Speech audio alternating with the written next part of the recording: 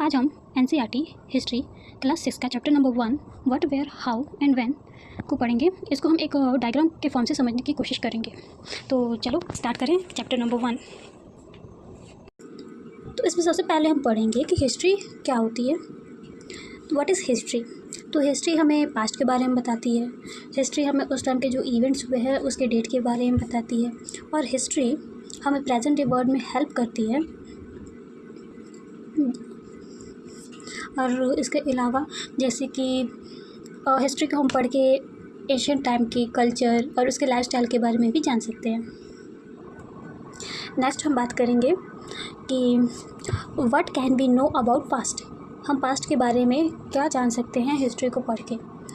तो सबसे पहले हम पता लगा सकते हैं कि पीपल उस टाइम क्या खाया करते थे, और हम ये भी पता लगा सकते हैं किस टाइप के कपड़े वो पहना करते थे और किस तरह के घर में वो रहा करते थे। और उस टाइम पे जो हंटर्स थे, उस टाइम के जितने मतलब हंटर्स हो गए, फार्मर्स हो गए, रूलर्स हो गए, उनका लाइफस्टाइल कैसा हुआ करता था, इसके बारे में जानेंगे। बच्चों के बारे में जानेंगे कि हाँ वो कौन से गेम्स खेला करते थे, किस टाइप की कहानियाँ सुना करते थे, और उस टाइम किस प्रकार के किस टाइप के जो गाने हैं वो गाए जाते थे। इस सब चीज़ों का हम पता करेंगे। नेक्स्ट हम बात करेंगे पास्ट के बारे में। तो अपना जो पास्ट है तो वो दो हिस्सों में डिवाइडेड है, दो ग्रुप्स में। First one archaeologist and second historians. Archaeologist क्या होते हैं? आर्कियोलॉजिस्ट जो उस टाइम की जो बिल्डिंग हो गई पुरानी उसकी स्टडी करते हैं, उसको हम बोलते हैं आर्कियोलॉजिस्ट। और हिस्टोरियन क्या है? जो स्टडी करते हैं इंस्क्रिप्शंस की, सील्स की एंड स्क्रिप्ट वगैरह, मतलब उस टाइम के जो चीज़ें हैं लिखी हुई हैं, जैसे कि पत्थरों पे लिखा हुआ, क्वाइंस वगैरह हो गए, इन सब चीज़ की स्टडी करते हैं, उनको हम बोलते हैं हिस्टोरियन। नेक्स्ट हम बात करेंगे वाई स्टडी हिस्ट्री। इतिहास का अध्ययन क्यों करें?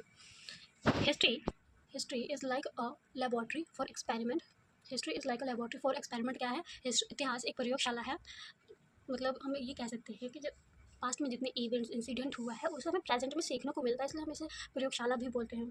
और उस टाइम के जब हम हिस्ट्री का स्टडी करते हैं, उसका अध्ययन करते हैं, तो हमें उस टाइम के जो राजाएँ थे तो उनकी जो गवर्नेंस, उस टाइम का जो एडमिनिस्ट्रेशन था उसके बारे में पता लगता है। जैसे कि जो अशोका है, अकबर है, इनके टाइम पे जो एडमिनिस्ट्रेशन था वो बहुत ज़्यादा अच्छा हुआ करता था। थर्ड हमें ये पता लगता है कि जो ह्यूमन है उसका एवोल्यूशन ऑरिजिन उसका कैसे हुआ, हम इतिहास का अध्ययन करके पता लगा सकते हैं। और जब हम इतिहास का अध्ययन करते हैं तो हमें उस टाइम के कास्ट से रिलेटेड, कास्ट रिलीजन से रिलेटेड प्रॉब्लम्स के बारे में भी पता लगता है। नेक्स्ट हम बात करेंगे बेनिफिट्स ऑफ ट्रैवलिंग। क्या क्या फ़ायदे हुआ करते थे ट्रैवलिंग के, उसके लाभ के बारे में पता करेंगे।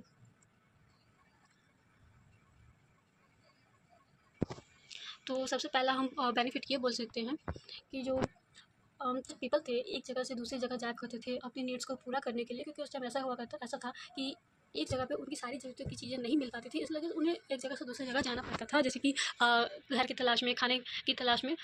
तो इसलिए वो जाया करते थे। फिर उनके जाने से, एक जगह से दूसरी जगह ट्रैवल करने से क्या बेनिफिट है, क्या लाभ है, उसके बारे में हम पढ़ेंगे।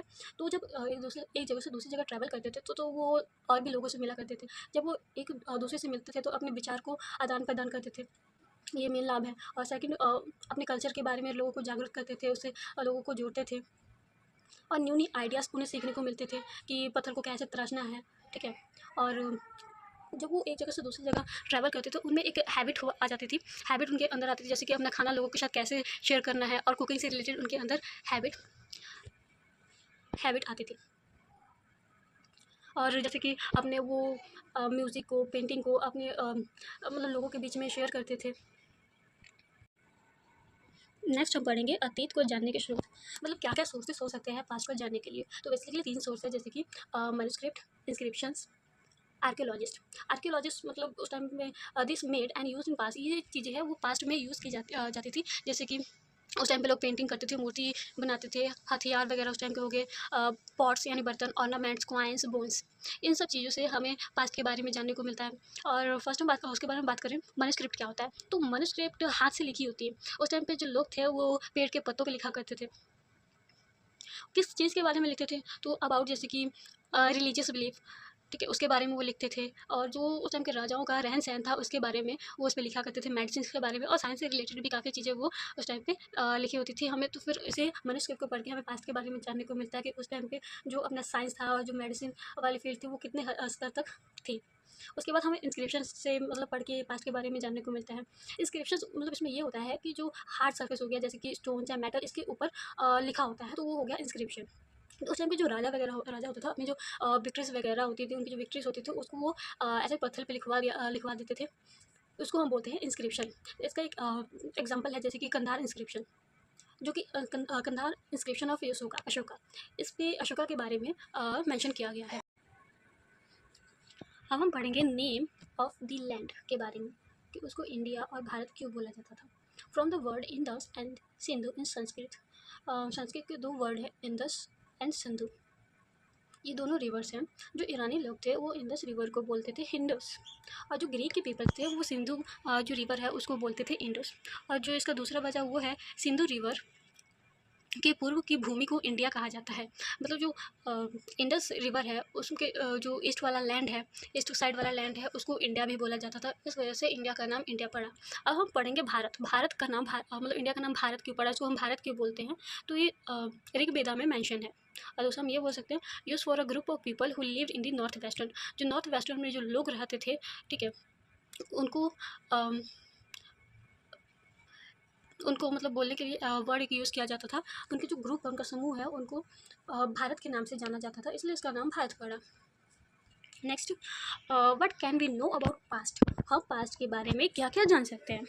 तो पास्ट के बारे में हम फूड यानी खान पीन के बारे में जान सकते हैं, क्लॉथ्स के बारे में, उनके पहनावे के बारे में जान सकते हैं, culture and tradition, settlements, society, stories and games, livelihood, जैसे कि हंटर्स, हेडर्स, फार्मर्स, मर्चेंट्स, इनके बारे में हम जान सकते हैं।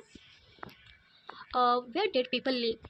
उस टाइम के जो लोग हैं वो कहाँ रहा करते थे, तो कहाँ रहा करते थे, लिव्ड नियर रिवर। नदी के किनारे रहा करते थे। वो इसलिए नदी के किनारे रहा करते थे कि क्योंकि जो उनकी ज़रूरतें हैं, तो जैसे पानी की ज़रूरतें हैं तो उन्हें रिवर से पानी मिल जाता था। और दूसरा मेन रीज़न, उनके खाने पीने का बंदोबस्त हो जाता था। तो वो इसलिए, जैसे कि रिवर है तो वहाँ पे पानी है, तो वहाँ का जो एरिया था वो हरा हुआ करता था। इस वजह से वो वहाँ पे रिवर के किनारे रहा करते थे। जब वहाँ का पानी ख़त्म हो जाया करता था तो फिर वो दूसरी जगह पानी के खाने की तलाश में ट्रैवल करते थे।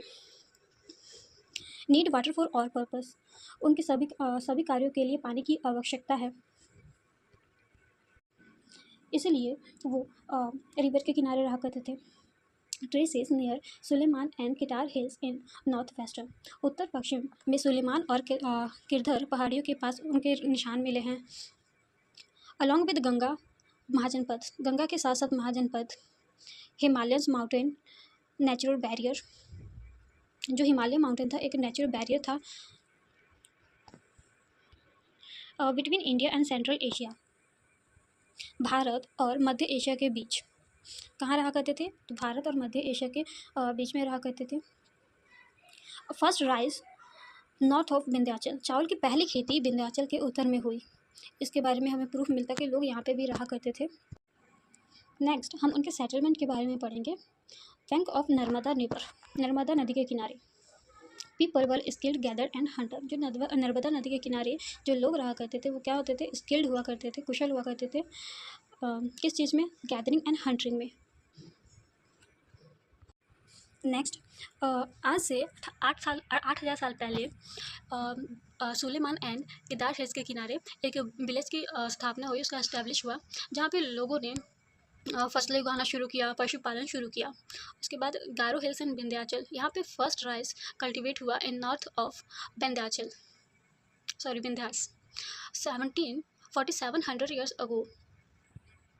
Indus and its tributaries. The earliest cities flourished and Indus Valley Civilization. आज से 47 years पहले एक सिटी का इस्टेब्लिश हुआ जिसको हम बोलते हैं Indus valley civilisation. 25 year ago की बात करें तो Ganga and its tributaries, others जो गंगा नदी थी उसकी गंगा नदी और जो भी है वहाँ के जो सहायक नदियाँ हैं और उसके जो किनारे हैं वो लोगों ने शहर बसाना शुरू किया, जिसमें कि एक है मगध साम्राज्य। By people travel. लोग यात्रा क्यों करते थे, तो इन सर्च ऑफ लिवलीहुड, मतलब आजीविका की तलाश, अपनी ज़रूरत की चीज़ों को तलाशने के लिए वो ट्रैवल करते थे। सेकंड कारण है to escape from natural disaster, प्राकृतिक आपदा से बचने के लिए। जैसे कि सूखापन, बाढ़ से बचने के लिए वो ट्रैवल करते थे। नेक्स्ट रीज़न हो गया आर्मीज़ कन्क्योर न्यू टेरिटरीज, सेनाओं का नए क्षेत्रों पर विजय प्राप्त करना। जो सेना थे वो न्यू क्षेत्र एरिया पे विजय प्राप्त करते थे, उसको जीतते थे, तो इस वजह से उनको जो लोग थे तो उनको दूसरी जगह ट्रैवल करना पड़ता था। Next reason adventure to discover new places. Next religious teacher work to offer instructions, लोगों को धार्मिक शिक्षा प्रदान करने के लिए, दिशा निर्देश देने के लिए वो ट्रैवल करते थे। Next merchants moved with their goods, व्यापारी अपना माल लेकर जाते थे। अब हम बात करेंगे बीसी और एडी के बारे में कि बीसी और एडी क्या होता है। जैसे आप यहाँ पर देख सकते हैं 1, इसको हम मानते हैं date of birth date of Jesus Christ. ऐसा माना जाता है कि इस टाइम पे जो जीसस क्रिस्ट है उनका जन्म हुआ, तो उनके जन्म से जो पहले वाली डेट है उसको हम बोलते हैं बीसी, यानी बिफोर क्रिस्ट, उनके जन्म से पहले। इसको हम बीसीई भी बोलते हैं, बिफोर कॉमन एरा। और उनके जन्म के बाद वाला जो टाइम पीरियड है उसको हम बोलते हैं एडी, एनो डोमिनी, और इसको हम सीई भी बोलते हैं, कॉमन एरा। सो उम्मीद करते हैं कि आपको ये चैप्टर बहुत अच्छे से समझ आया होगा। Thank you.